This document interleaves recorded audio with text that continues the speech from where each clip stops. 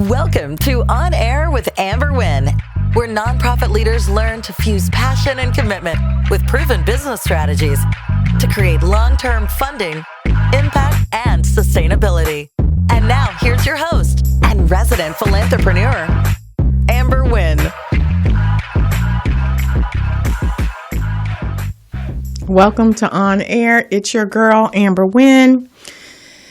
And today I want to talk about something that has been riding me for a couple of weeks. I kind of alluded to it a couple of episodes ago, but I want to talk about the future of the nonprofit pipeline, specifically succession planning in this current climate. In my opening, I talk about long-term impact and sustainability.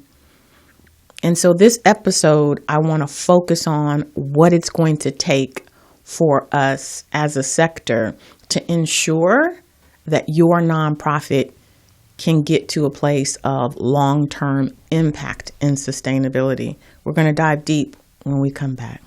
If you're just starting out and have limited resources, you may be tempted to use a volunteer-based model for your nonprofit. Funders prefer paid staff because there's more accountability and consistency. But if you want your proposal to be competitive, then having more than just volunteers who come and go is essential. Check out my Building an Effective Nonprofit Volunteer Program Toolkit. It provides all the essential elements of an effective nonprofit volunteer program. Things that demonstrate standardization, consistency, and continuity. Learn how to develop a nonprofit volunteer program funders feel comfortable with funding. Order your copy today. Welcome back. You're on air with Amber Wynn, and today I'm going to go deep, y'all. I'm going to get a little bit serious because this is a serious situation. We're talking about the future of the nonprofit pipeline, and it's important that we understand in this climate in particular what that means. A pipeline is something that's filled, right? It's filled and you see the evolution. The nonprofit pipeline in terms of its leadership is going to dry up. It's going to dry up if we don't make some drastic changes. Right now, we're experiencing a generation where, and I ain't mad at them, if a company does not put their needs, first, if they don't even take it into consideration, then they out. You know what I mean? Generation X, baby boomers, we talk about this generation, but I think there's something to be said. Are we to work ourselves to the bone only for us to drop dead, for them to step over our bodies and keep moving? They're saying, no, this doesn't work for me. And this is the industry, the corporate industry, where they are receiving benefits, living wages, even sometimes bonuses. They're saying, no, the way that this is structured, it does not serve me well. And if they're saying no to an industry that can provide them with benefits, that's paying them a living wage, what are they saying to the nonprofit sector, who expects them to work with no benefits, to work part-time, based on if they get a grant? So there may be a hiatus of a month or two before another grant comes in. They don't get benefits. They don't get vacations. Like, what can we expect? There's such a small percentage of nonprofits who are thriving, who are, paying themselves and paying their staff living wages. This is a small percentage, between 10 and 20%. That's small, right? And so I'm saying to you, if we don't turn our organizations around, if we don't create succession plans whereby our current nonprofit leaders hand off the torch to the younger nonprofit leaders, guess what's going to happen? What's been happening for over 200 years? I've been thinking, for 200 years, there's this thing called philanthropy. Why have we not solved for the world's most pressing challenges? We haven't solved for them because the formula doesn't work. Philanthropy, as it has been designed, is ineffective. It's broken. It doesn't work. And it's getting worse. Philanthropy now is about wealthy people preserving their legacy. It's about them saving money. It's a tax deduction, right? And so, they only have to give out 5%, and then they're growing their wealth and they're growing their wealth, and they decide when they give it out. But for those of us on the receiving end, it hasn't gotten any better. And it's because we continue with this nonprofit poverty cycle, and it has to end. Otherwise, there will be no nonprofit sector. The leaders right now started their nonprofits because they had passion in their heart and they saw a missing in their community and they wanted to make a difference. And so this is why they get up day in and day out and serve their community when they're not making a living wage, when they don't have a retirement. And guess what happens? Because they don't have a retirement, that means they have to continue to work so that they can pay their bills. And so they end up dying at their nonprofit. And when they die, that institutional knowledge dies with them.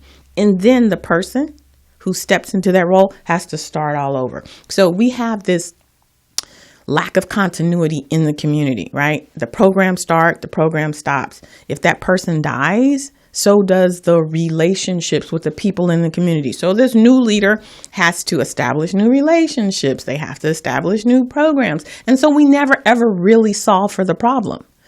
If we can bring in new blood, teach them what we know, right? As seasoned executive directors, teach them what we know. Then they bring in what they know, right? Their technology, their views of the world, how to streamline processes. Then that means that the programs are going to get better and stronger because we have the foundation of our knowledge, the seasoned nonprofits, and then the benefit of their knowledge with all of their technology, how to do things smarter, more efficient. And now we can solve for the problem. But if we continue to have break in services, break in programs, new leadership, we can never solve for the problems. And so that's what's been happening. We don't have enough nonprofits that the leaders are making a living wage, that the leaders get to rest. They don't get to take vacation. They don't get to retire. They die at their nonprofits or their nonprofits go away. That is what's going to happen to the pipeline of the nonprofit sector if we don't make some drastic changes. And guess what? In this world right now, we need all of our nonprofits to be viable. We need our nonprofits to be in the community, shoring up all of those individuals who need your services. So if we don't do something drastic, it's going to be a very, very dark day for this country. So what am I saying? I'm putting out a call to all of my seasoned nonprofit leaders who are like, I'm getting tired. You should be tired. You're doing all of the work. But before we tap out, we got to make sure that this next generation is excited about tapping in. So one of the last things that we need to do is to create a different infrastructure for how our nonprofits are funded. We have to make sure that this next generation, that they're not burnt out at 54%. We have to make sure that they are making a living wage, that they have vacation and sick time, that they have life insurance, and that they have retirement. Because if they don't have those incentives to step into the space, they are not going to, right? And people are saying, well, I'd like to have that. And I'm saying to you, you can have it. You can have it. But you've got to step back and stop doing things the way you've been doing. You've got to stop hustling. You've got to stop making ends meet. And you've got to create an organization that is a viable nonprofit, the way that the IRS has said it should run. That's what you need to do. You need to make that shift, build out your infrastructure, create a funder-ready budget. You need to make sure you have measurable goals and objectives. The roadmap is there for you. I have it for you. Go to my website, www.amberwynn.net, and download the dashboard. It tells you everything that you need to have in place in order to look the part, in order to be a viable nonprofit where nonprofit leaders and individual supporters feel comfortable with donating to you because your infrastructure is tight, because your organization looks like a bona fide business. People aren't going to just write you a check because you're a 501c3. That's their investment. How will they know that they're going to get a return on their investment? Because you have the infrastructure that says it. You can provide them with financial statements. You can provide them with impact reports. You can provide them with a list of your board who are professional leaders who, according to the IRS, because that's their fiduciary responsibility, is going to lead the organization ethically. All of these things matter. If you've been struggling with funding your nonprofit, you need to look inside. And I'm saying to the whole lot of us, we need to look inside. The sector needs to look inside so we can reshape the way that our nonprofits are functioning, because that pipeline is going to dry up. Our next generations are saying, no, sir, no, ma'am, not me. I'm not going to walk around here starving. I'm not going to take my savings, my itty bitty savings, and to run a nonprofit. It's not going to happen. So my call for us today is to really think about the nonprofit sector and where it's going to be in another 10, 15 years if we don't make that drastic change. I'm down for the cause. I have the solution.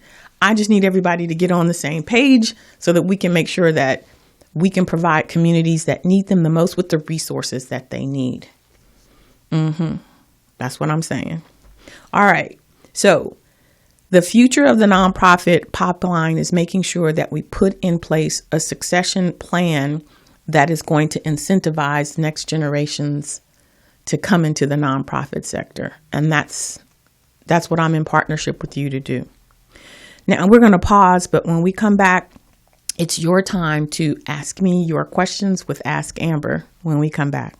Not sure how to price your programs or how to cover salaries? Are you scared to increase your program fees? If you're struggling to fully cover the cost of running your program, then you need How to Price Your Programs for Profit. This workbook provides step-by-step instructions for how to develop programs funders love to fund, determine the cost to charge for your programs, and present salary costs in a way that funders will approve. Learn the secret formula I used as an executive director for how to fully cover program costs. Order your copy today. And you're back with On Air with Amber Wynn. Today we're talking about the future of the nonprofit pipeline, and now it's time for you to ask me your question. If you have a pressing question, it doesn't matter, whatever it is, you can hit me up on any of my socials and ask your question. The question today is from Keith. Keith is out of Paramount, and his question, which is a common question, is, where do I find grants to start a nonprofit? Look at my face. Keith and the rest of the world, there is no place where grants are to start a business. Funders do not provide funding to start a business, and a nonprofit is a business. A nonprofit is a 501c3. That C stands for corporation. A nonprofit is a business. And when you start a for-profit business, you have to go through the process whereby you demonstrate to your potential funders that you have everything in place to run your business. Not only do you do market research where you identify who your competitors are, but you talk about what it is that you're doing, so your product or your service, and you come with money. You come with $25,000, $50,000 to start your business. The same expectation is there for a nonprofit. When you start a nonprofit, you need to come with money to start your nonprofit because it is a business.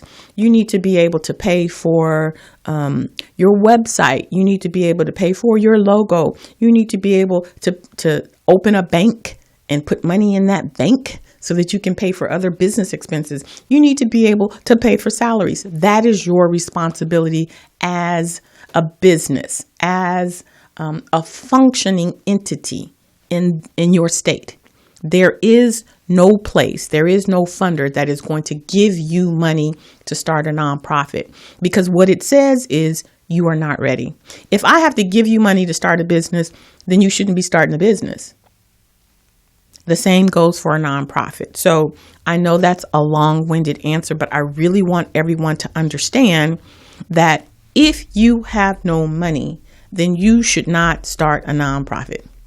It's only going to get progressively worse, because not only are you starting a business in the hole, But the longer that you run that business, you get deeper and deeper in the hole. And you think, oh, I'm just going to fund my nonprofit for, a couple of months until the grants come in. But if you started with no money, that means you don't have the infrastructure. You didn't pay for your systems. You didn't, pay to get your budget created the right way. You don't have what it takes. So you start in a deficit. And the longer you run your organization, the deeper and deeper you get in the hole. So my answer to you is there are no grants to start a nonprofit. After you've saved $25,000, $50,000, come holler at your girl. I'll help you put the infrastructure in place so that you can start off on the right track. All right? All right. Now we're going to shift to my favorite part of the episode. I know I say that every week, but it really is because I get to shine a light on the most amazing people on the planet. That will be my nonprofit leaders. And we are on part 3 of our conversation with Dr. Simone Washington of Kiasi Tech Solutions. So let's jump right in.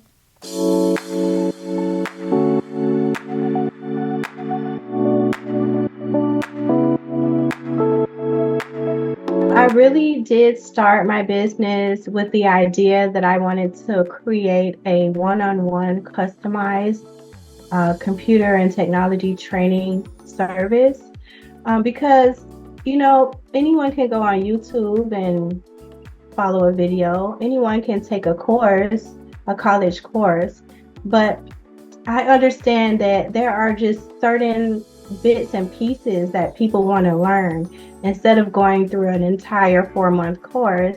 Right. Like, let's just get down to what it is that you want to learn. What is the device that you have? What is it about your smartphone that's giving you trouble? And I just come alongside you to show you those things. So if your issue is, I don't know how to use my Google Calendar, right, and I need to use this for XYZ thing, well, that's what we're going to focus on. And so now that I have gotten that under control, you brought up another point. I also wanted to learn how to do this. So this is not the structure that we have. It's not like anything else in the way that you tell me what it is that you want to learn, and that is what we focus on.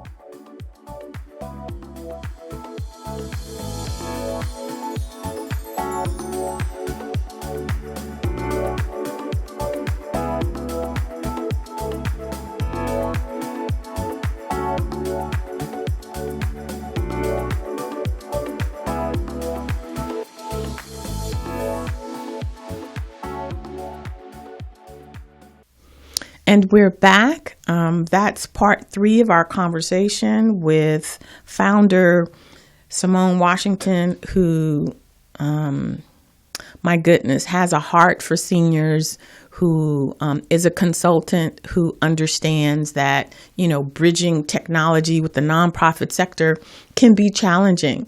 But, I think everybody has their own talent, right? Patience for some people, the ability to teach for other people. Like, we all have our talents. And so I really respect those people in technology who can help us in the nonprofit sector to bridge that gap. So thank you, Dr. Simone. If you guys want to watch the interview in its totality, go check out my YouTube channel. Otherwise, we've got one more episode next week. Be sure to join me. So today's topic was the future of the nonprofit pipeline, succession planning in this current climate. I really want us as a collective to think about where we're going to be in another 10 years if we don't change drastically and start creating the type of infrastructure that the next generation will want to be a part of, because it's going to happen. And without intentionality, this sector is just going to dry up, because those of us with the passion and commitment doing it for free, we going to die, y'all. It's inevitable. And if there's not anyone there to pick up the baton, then the sector is going to dry out, and we just can't afford that. So let's get together, create a strategy, and let's make it happen. I'm here for it. As long as I've got lungs in my air in my lungs, then I'm going to be here to support you on that journey. that's it for this week. If you found any value in anything that I said this week, be sure to like, subscribe, and share with someone in the nonprofit space. And join me next week where we continue the conversation with Kiasi Tech Solutions. You know, I'm here for you. That's what I'm here for. All right, fam. Until next week, take care of yourself like you take care of your community. Thanks for listening. If you enjoyed this episode, subscribe and leave a review on iTunes. Head over to www.amberwynn.net/podcast for the links and resources mentioned in today's podcast. See you next time.